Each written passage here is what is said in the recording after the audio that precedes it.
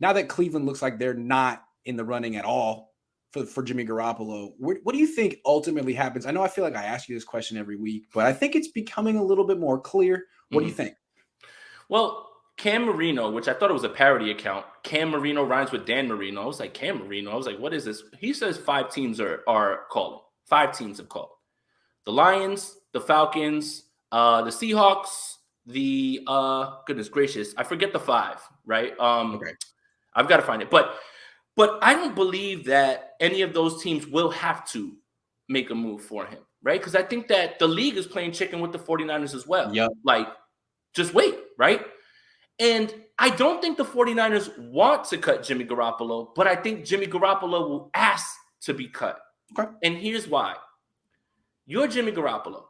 They've been trying to replace you for 3 years with either official reports or whispers, whether it's, again, Stafford, Brady, whoever, blah, blah, blah, blah, you've heard all that. Then they go and they draft your replacement. You go to a Super Bowl, you go to an NFC Championship game. And now they tell you, we need you to hold a clipboard. Why? Why would I, Jimmy Garoppolo, me, do that for you? Here's why. One thing that a lot of people, they confuse with our criticisms of Jimmy Garoppolo, they forget Jimmy Garoppolo is a starter in this league. Jimmy Garoppolo is better than Daniel Jones, Baker Mayfield, Ryan Tannehill, a lot of quarterbacks in this league, right? He's not a top-tier quarterback. He's not a bottom-tier quarterback. He's in the middle.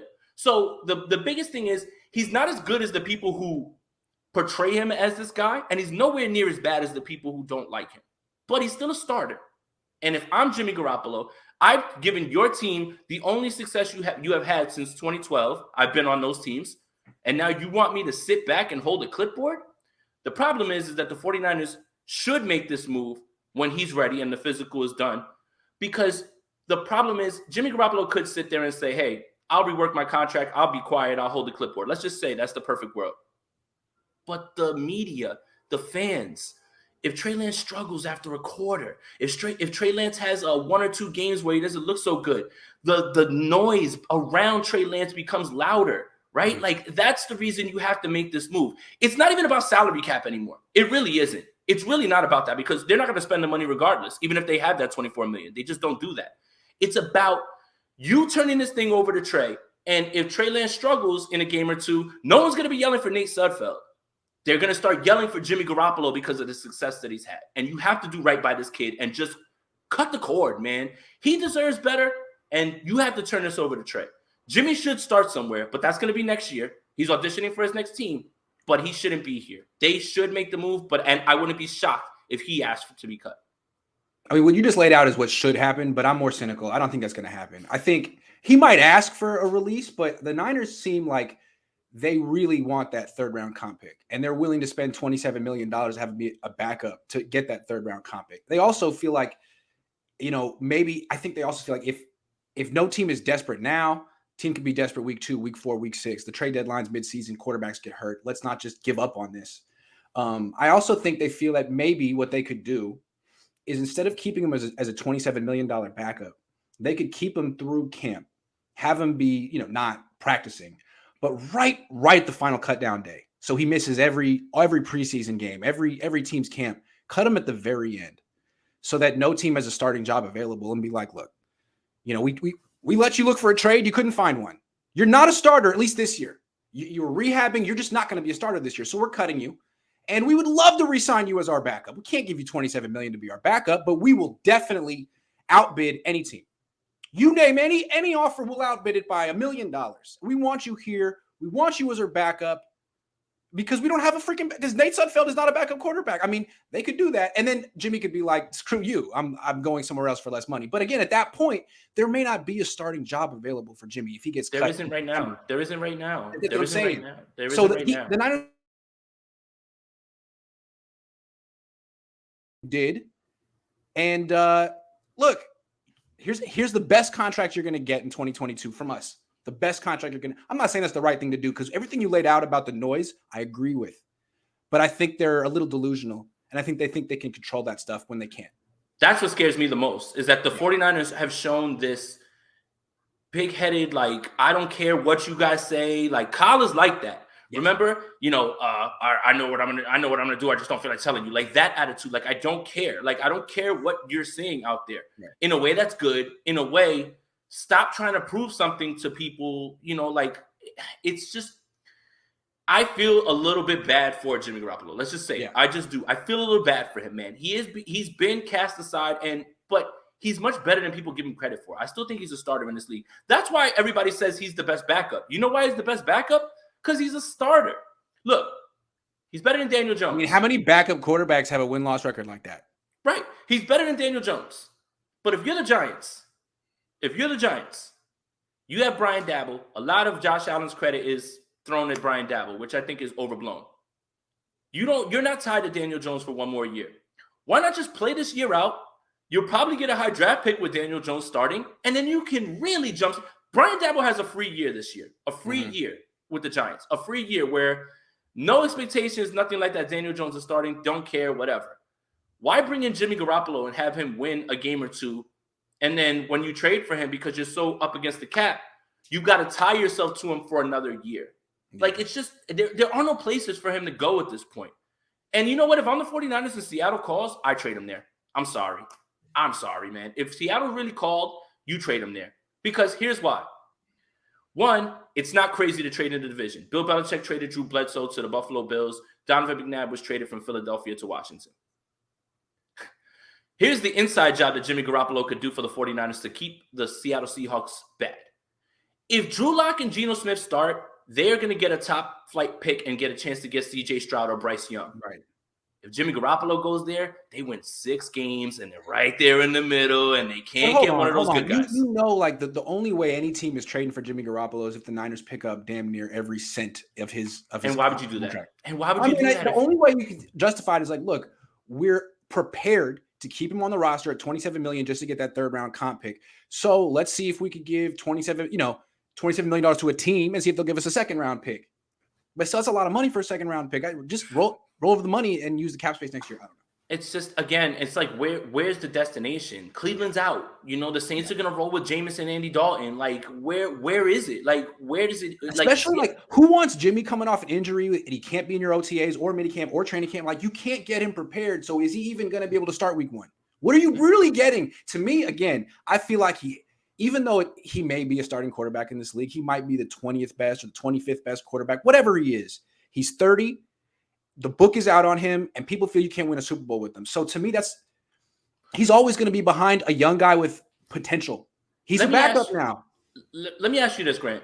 Yeah. Also, don't you think the league thinks, man, he was with one of the best play designers and callers in the league? We don't have that. Yeah. The Giants don't have that in their building. Seattle doesn't have that in their building. How much of his success is due to the fact that Kyle Shanahan draws up wide open throws for him and the way that not everybody has that.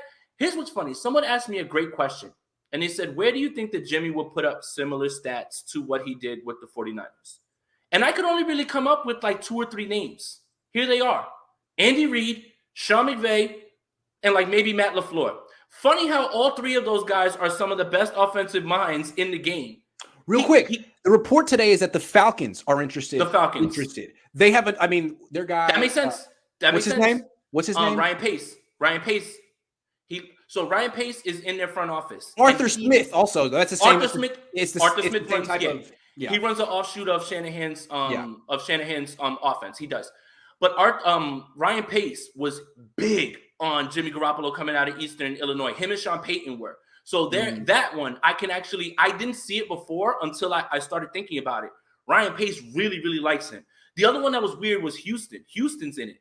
But when you think about it, Caserio drafted him. They like their quarterback coach. But for me, you might as well just see what you have with Davis Mills. I would rather see what I have with Davis Mills than what you know about Jimmy. No, but again, if he's a free agent, Jimmy, and you're getting him for $6 million, he's very attractive at that point. A lot of teams would be in on that. That's why the Niners probably can't cut him until like the very end, if they do. Because they're nervous about this. They're nervous about Trey. They're nervous about Jimmy Garoppolo actually proving them wrong. I still think that the only way Jimmy's going to get his career back on track he's going to have to do what Tannehill did. Go be someone's backup. Wait for that guy to win the job. And then just take the job. When you get your opportunity, show that everyone was wrong about you. You're at that stage in your career. Sorry. Let's put the dots together. Where did Tannehill go and whose job did he take? He went to Tennessee under Arthur Smith and took Marcus Mariota's job. So Falcons, Arthur Smith, Marcus Mariota. Whoa. I know they got Desmond Ridder, but Jimmy Garoppolo at this point of his career, he's a bridge quarterback.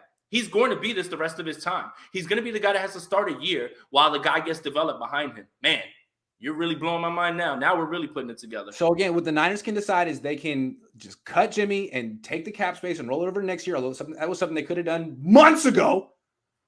Or they could just say, look, Atlanta, we'll pay for Jimmy to play for you this year. We want a really nice pick. We're going to pay for a good pick. It's an option. It's an option. That one's starting to kind of feel like, now that I'm really thinking about it, like maybe that's the spot. Because they can't be serious about Marcus Mariota, right? I mean, you think Jimmy's injury prone. Like Marcus Jimmy's better than Marcus too. Marcus might not make it out of week 1. Jimmy's better than him too. Like, I don't want to hear that either. Like, he's better than him. Well, Marcus can move a little bit, and he does have a quick release. But again, Marcus is made of glass. Glass. I'm sorry. I mean, he's been that way since college. Can't stay healthy. I'm sorry, Marcus. And another thing is like, how much time are they giving Arthur Smith with Ridder? Again, you could draft the quarterback, but if the team feels like, dude, you've been here 2-3 years and all we've done is lose 12 games every year, do you think they care about you developing the guy? So maybe he's under pressure. He wants to win a few games. You know, if Jimmy Garoppolo comes out there and they win 6 games, 7 games in Atlanta, that might be long enough to keep Arthur Smith around for a little while, like just based off that. So that part I can kind of see. Maybe Atlanta. Okay. Maybe Atlanta. All right. I'm going to start it. Let me go at the Falcons and tell him and be like, hey, man, he's a winner. He's going to bring a lot to your locker room, man. Just do it. I mean, he's not that much worse than old Matt Ryan. I mean, what is your deal with Matt Ryan, dude? Like, Matt Ryan was here 5 years ago, but at this point, he means well. He just can't quite do anything quick enough. I don't know. I just feel like he's a sack waiting to happen. Last year I feel like they were terrible, but I think that he's got something in the tank. And if he can't do it in Indy, then you're absolutely right. It's my dad who hates Matt Ryan. My dad was real close to Bill Walsh, and so he channels Bill Walsh. And Bill Walsh used to talk about quarterbacks who are moving platforms. And I don't know, maybe Bill Walsh would have loved Matt Ryan, but my dad thinks Bill Walsh would have hated Matt Ryan. And anytime we talk about him, he's like, oh, God, I can't stand him. I was like, why? What did Matt Ryan do? That's what I want to ask. Like, Matt Ryan's like a likable guy, man. Like, and look, and when he's paired with Kyle Shanahan, he wins an MVP, man. You know, so there you go. Another quarterback who got the most out of himself under Kyle Shanahan.